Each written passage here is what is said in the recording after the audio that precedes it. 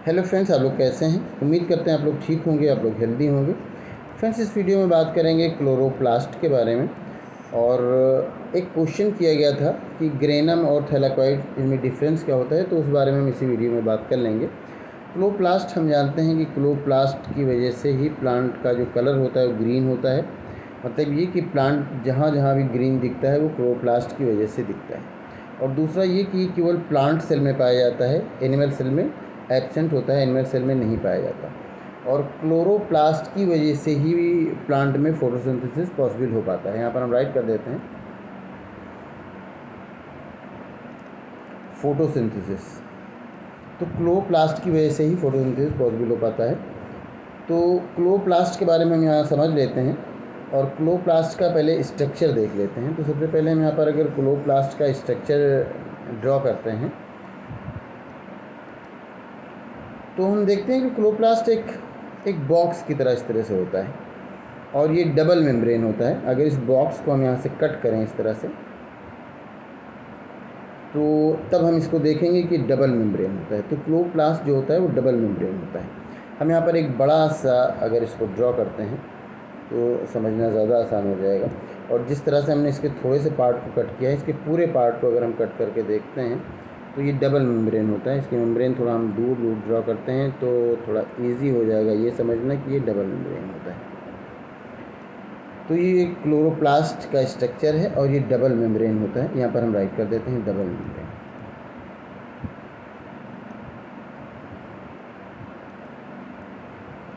Double membrane होता है chloroplast, जो कि एक सेल ऑर्गेनेल है, सेल का एक अंग होता है।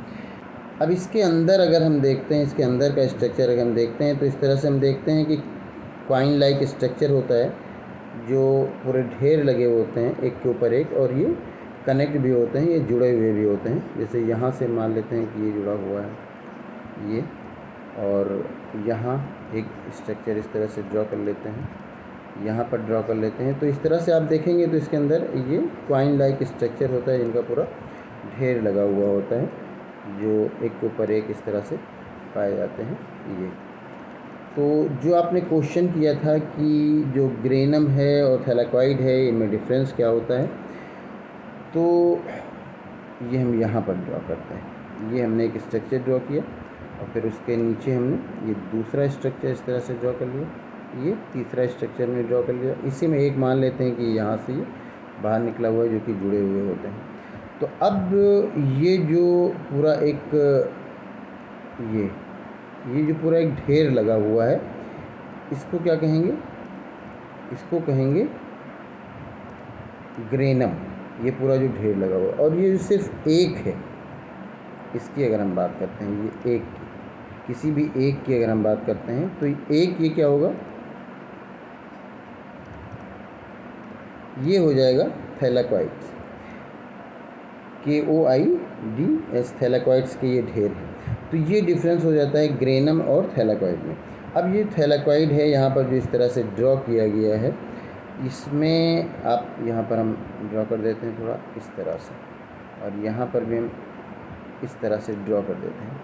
तो इसमें बीच बीच में ये पिगमेंट्स पाए जाते हैं, ये इस तरह से ये पिगमेंट्स पाए जाते हैं, जिसकी वजह से प्लांट ग्रीन दिखता है। इसी ये जो क्लोरोप्लास्ट में क्लोरोफिल पाया जाता है, और क्लोरोफिल की वजह से ही जो प्लांट है वो ग्रीन दिखता है, और क्लोरोफिल की वजह से ही क्लोरोप्लास्ट भी पूरा ग्रीन दिखता है। तो वो पिगमेंट यही होते हैं।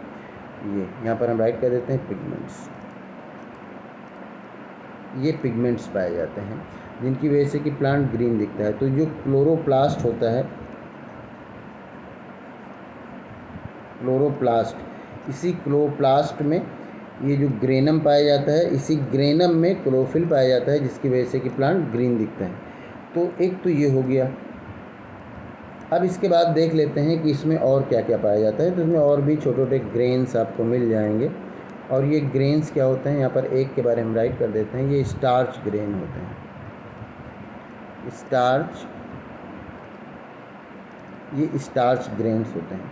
और स्टार्च ग्रेन्स के अलावा भी इसमें यहाँ पर हम दूसरे कलर से ड्रॉ कर देते हैं, डार्क कलर से इसमें ये ड्रॉ कर देते हैं इस तरह से टेढ़ा मेढ़ा सा structure.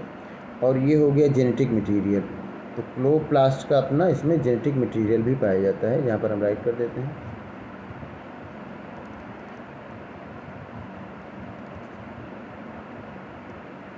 MATERIAL material, genetic material, ये आप इसमें शो कर सकते हैं इस तरह से, जेनेटिक मटीरियल। तो ये सारा कुछ जो क्लोरोप्लास्ट है उसमें पाया जाता है। इसके अंदर स्ट्रोमा, इस पार्ट को क्या कहते हैं, इसके अंदर ये स्ट्रोमा पाया जाता है, इसके अंदर स्ट्रोमा पाया जाता है। तो ये सारा कुछ हो जाता है क्लोरोप्लास्ट, जिसमें आपने पूछा था थैलेकॉइड और ग्रेनम में डिफरेंस क्या होता है। तो उम्मीद करते हैं आप समझ गए होंगे। ये जो एक पार्ट है ये थैलेकॉइड है, और इसी का पूरा जो ये नीचे से ऊपर कॉइन जैसे स्ट्रक्चर पाए जा रहे हैं, ये थैलेकॉइड कहलाता है, ये ग्रेनम कहलाता है और ये थैलेकॉइड कहलाता है। तो उम्मीद करते हैं ये वीडियो आपके लिए इन्फॉर्मेटिव होगी। अगर आपको इसमें किसी तरह का कोई कन्फ्यूज़न है या कोई और क्वेश्चन है तो आप पूछ सकते हैं। Thank you.